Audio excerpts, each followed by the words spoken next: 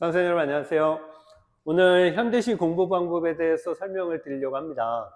이 영상까지 찾아오셨으면 이 공부 방법 어렵죠? 그리고 어떻게 해야 될지 잘 몰라서 고민이 많지 않나요? 제가 오늘 요거에 대해서 간단하게 설명을 드릴 테니까 요거를 참고해서 제대로 된 공부 방법을 한번 배워보도록 합시다. 자, 일단 가장 중요한 건 혹시 지금까지 공부를 하고 있는데 이게 제대로 하는 건지 이게 맞는지 걱정이 되면요, 잠깐 영상을 멈춰 놓으시고 뭘 하냐면 본인이 이 현대시에 대해서 얼마나 알고 있는지를 백지에다가 적는 거예요. 그래서 자기가 백지에 어느 정도 적히는지를 눈으로 보면 수능 때 얼마나 문제나 제시문을 읽을 때 자기가 대처할 수 있는지가 보입니다. 그러니까 대부분은 사실 저도 여기서 학생들을 가르치지만 적을 게 없거든. 적을 게 없는데 문제를 풀고 있으니까 어떻게 될지 모르는 거예요.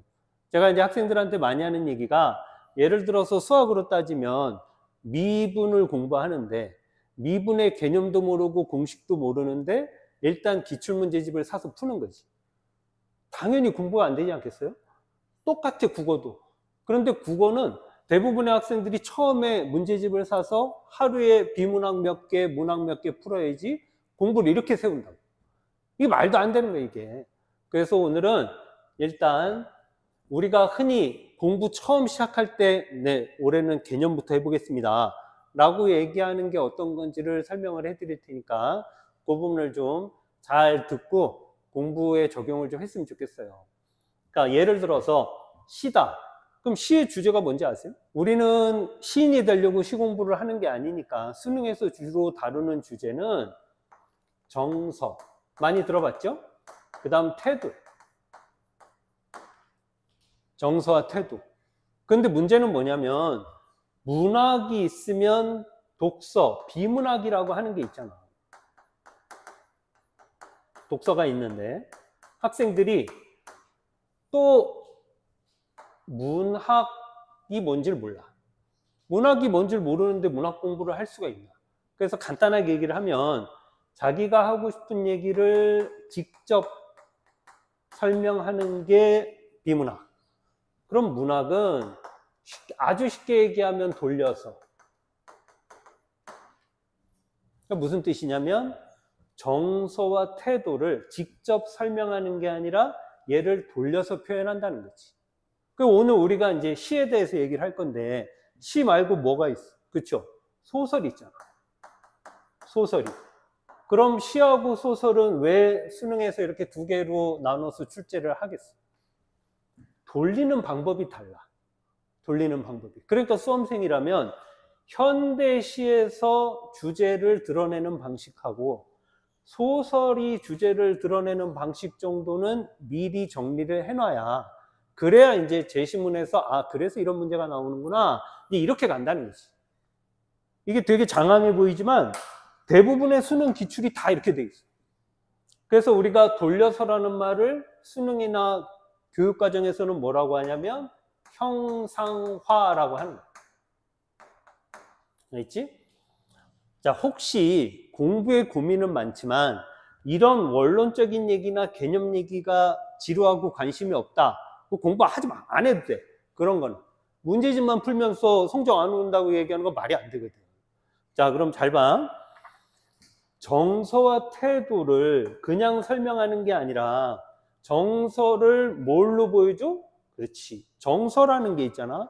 결국은 무언가를 봤을 때 일어나는 거 아니야? 그래서 그걸 우리는 흔히 대상이라고 하는 거야. 대상. 그러니까 선생님들이 학교에서도 그렇고 뭐 담임 학원에서도 시 공부할 때 맨날 대상 얘기했을 거 아니야. 그러니까 대상을 왜 알아야 되냐면 우리는 이 대상을 보고 그래서 얘가 이렇게 느꼈겠구나, 공부를 이렇게 해야 되거든. 그럼 이제 대상만 있는 게 아니지. 정서가 드러나는 거, 상황도 있잖아. 예를 들어서 이별 상황이야. 그럼 안 봐도 정서가 뭐겠어? 슬픔이라고. 그렇게 가는 거거든. 그럼 이제 대상과 상황을 통해서 시인은 정서와 태도를 우리한테 대신 보여주고, 우리는 수험생의 입장은 독해하는 입장이니까 대상과 상황을 통해서 거꾸로 정서와 태도를 이해하는 거구나. 이게 수능 문학 공부의 핵심이란 말이야. 현대시에. 그 다음에 한 가지만 더 얘기를 하면 우리가 수능 공부를 하려면 있잖아. 자, 내용. 그 다음에 형식. 그 다음에 배경 지식. 이 세 가지가 잘 갖춰져 있는 사람이 1등급이야. 그러니까 무슨 얘기냐면 내용은 이 시, 행이나 연을 읽고 무슨 내용인지 알 수 있는 힘. 만약에 읽었는데 무슨 내용인지 모르겠어. 그냥 5등급이야, 5등급. 5등급 이하. 혹은 4, 5, 6 어딘가 있다고. 그럼 내가 읽을 수 있는 눈은 있는데 그런데 시를 모르겠어. 그러면 우리가 흔히 이거를 구조나 원리라고 하는 거지. 그게 이거야. 이거.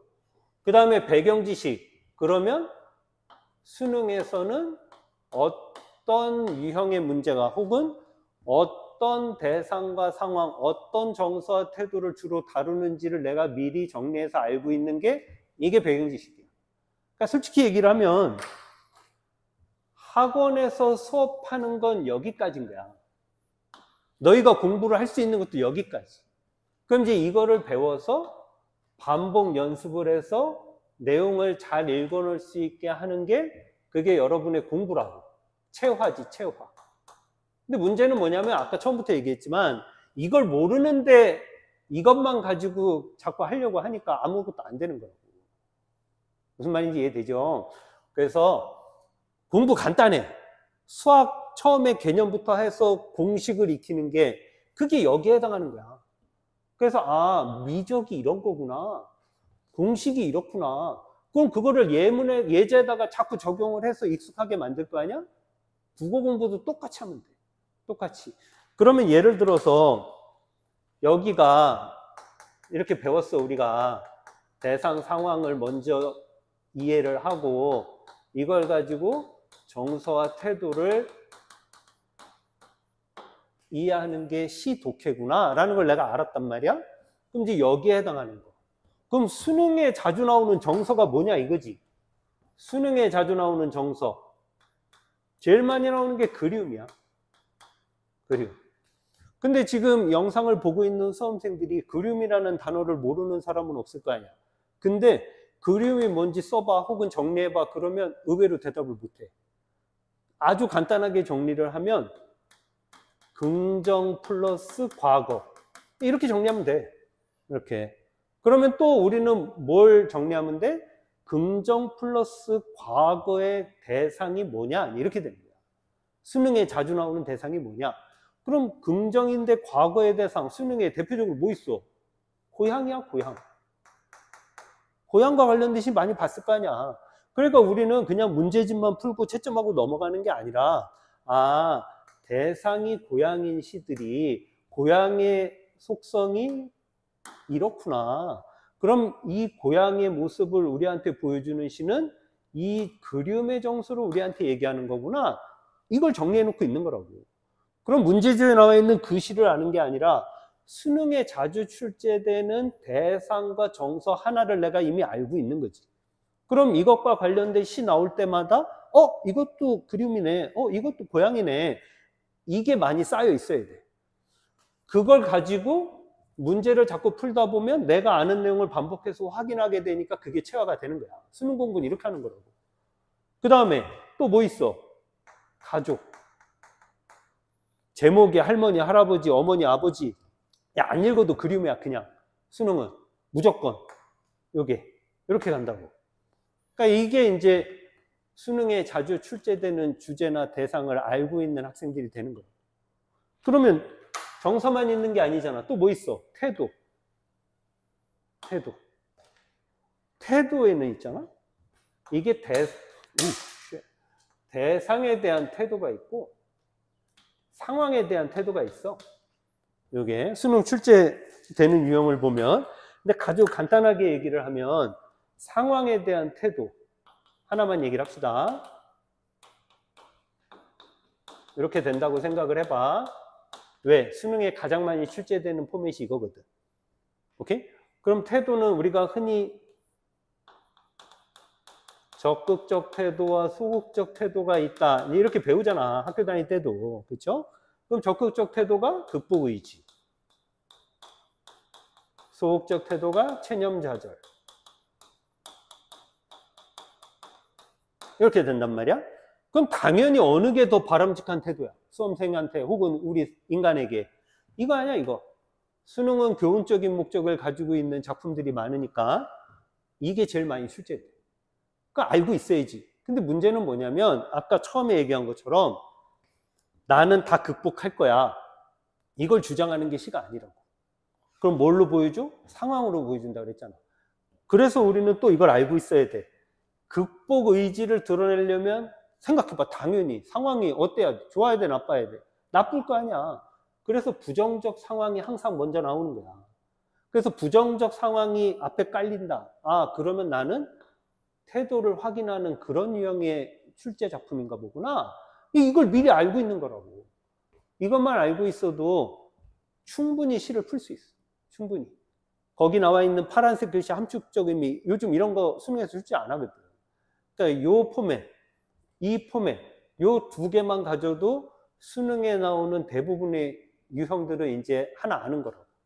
그러니까 이런 아는 게 먼저지. 문제를 몇 개 맞았다, 몇 개 틀렸다, 이런 게 중요한 게 아니란 말이야. 자, 요거 일단 알아두시고요. 요게 작년 수능 기출문제거든. 그러니까 지금까지 아주 간단하게 얘기했으니까 요 맛배기를 작년 수능 문제에 어떻게 적용하는지를 보는 거예요. 잘 봐.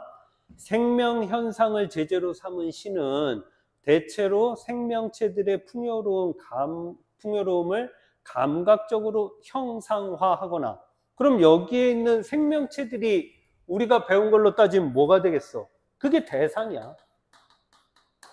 대상. 그럼 대상을 이해한다는 건 구체적으로 얘기하면 대상의 속성을 이해한다는 거거든. 그러면 여기 대상이 생명체고 속성은 풍요로움이구나. 이렇게 된 거지. 그럼 아까 얘기한 걸로 따지면 이 풍요로움을 시에서 어떻게 형상화하느냐, 그게 수능 출제의 핵심이란 말이야. 근데 이걸 이해하는 거야. 풍요로움을 감각적으로 형상화하거나, 그럼 이거를 뭘로 보여준다는 거야? 감각, 즉 심상으로 보여주는 거지. 심상으로. 이제 이렇게 되는 거고, 그 다음에 생명 파괴 현실을 극복하는 모습을 형상한다. 봐. 생명 파괴 현실이 부정적 상황이야. 극복하는 모습, 그게 태도, 극복 의지.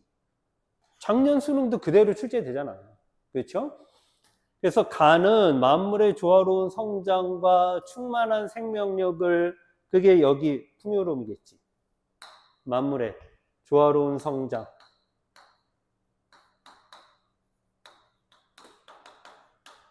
성장과 그 다음에 생명력. 이제 이렇게 되는 거고요.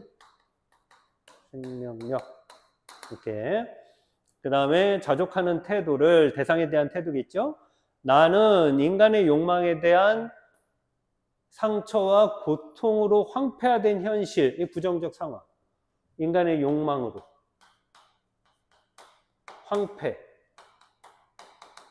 여기서 울고 끝나느냐, 극복하려고 하느냐, 이렇게 가는 거 아니겠어? 거기에서 강인한 생명력이 피어나는 공간으로 변화시키는 모습을 드러낸다. 그래서 이게 강인한 생명력.